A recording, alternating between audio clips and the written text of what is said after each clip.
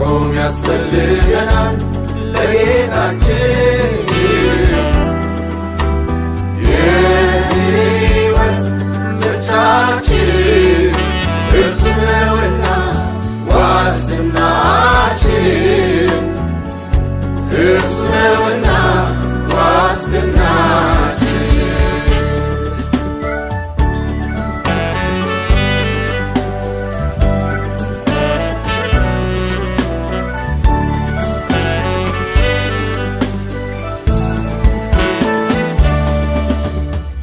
ሁሉም የሚበልጠውን ተመልክተህ